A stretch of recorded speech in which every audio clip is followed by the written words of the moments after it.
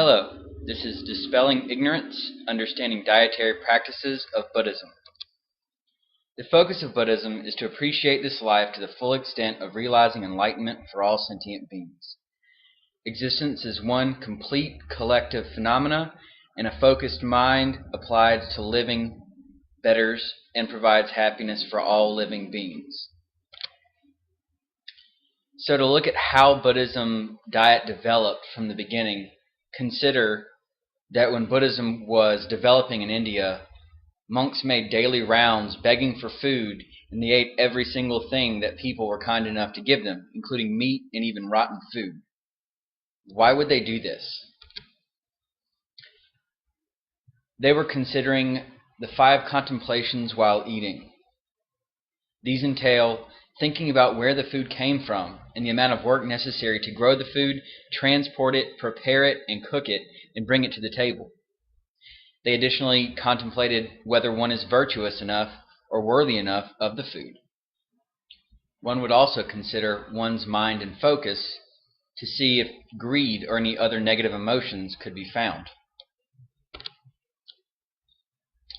Understanding and appreciating this food as a healing agent that provided necessary nourishment was also a key component. The thought that one would fall ill without the food was also appreciated. Lastly, as is the goal of this life for Buddhists, so too is this food used to further one's path towards enlightenment. Furthermore, one is to contemplate whether it is appropriate to consume the food or drink. This contemplation is outlined by the 5 moral precepts, which included no killing, no stealing, no sexual misconduct, no lying, and no taking of intoxicants. Understandably, consuming intoxicants disrupts life for people who apply focus to every aspect of living. Lying and stealing do not apply explicitly to this topic, but do show magnitude of importance that these considerations are given to daily living. Sexual misconduct applies through the 5 pungent spices, which were onions, garlic, scallions, chives, and leeks.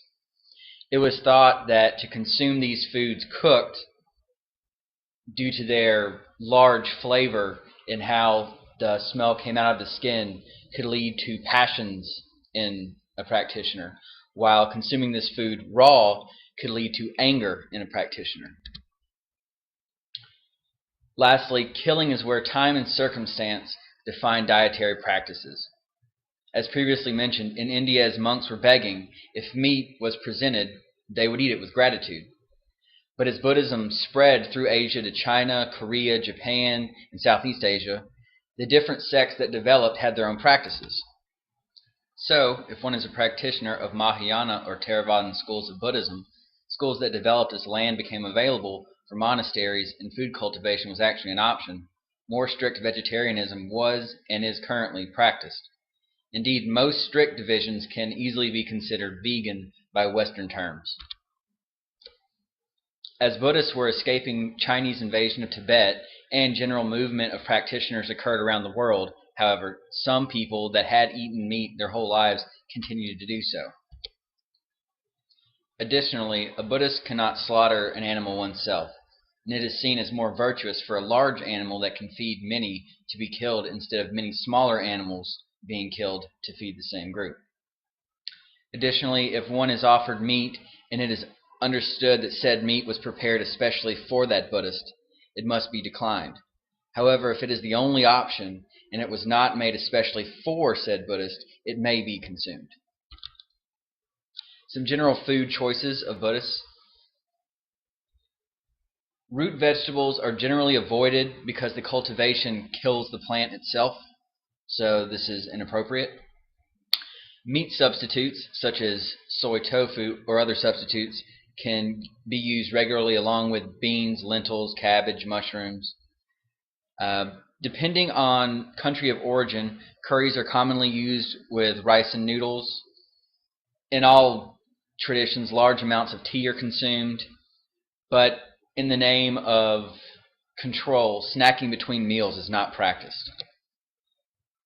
Considering these factors, vegetarianism is the traditional diet of Buddhists due to the principle of not causing harm to other living beings. But seeing as Buddhism is based on contemplation, many find eating meat appropriate at different times along the path to enlightenment. Concerning Buddhist feasts and fasts, Buddhist festivals and celebrations have a certain format to go along with the happy mood shared by all. Lay practitioners make food offerings to the monastic community called the Sangha in the morning. Dharma discussions are held. Food is given to the poor. Circling the temple shrine, which is called a stupa, occurs 3 times to respect the 3 aspects of Buddhist life: the Buddha, the Dhamma, and the Sangha. And finally, teachings and chantings always occur. Specifically, for Mahayana Buddhists, the birth, enlightenment, and death of the historical Buddha are 3 separate festivals containing feasts. For Theravadan Buddhists, these 3 festivals are combined into one holiday, which is called the festival Vesak, on the first full moon in May. Monks fast on the new moon and full moon of each lunar month. Also, monks consume solid foods only before noon, avoiding it after noon for purification purposes. Fasts functionally are seen as a means of freeing the mind by Theravadan and Tendai monks, and Tibetan monks fast to cultivate certain yogi feats. A large holiday is the Buddhist New Year, but it's practiced differently based on one's country of origin and school of Buddhism. Theravadan Buddhism, practiced in countries like Thailand, Burma, Sri Lanka, Cambodia, and Laos, celebrate for 3 days after the first full moon in April.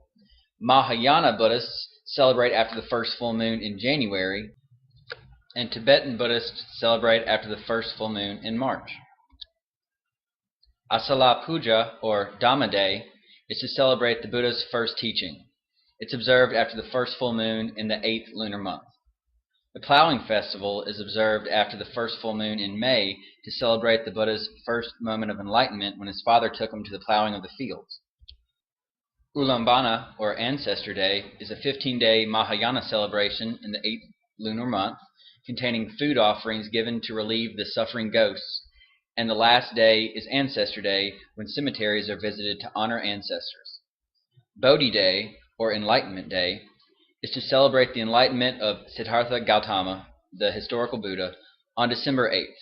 Teachings and meditations, along with prayers, are observed.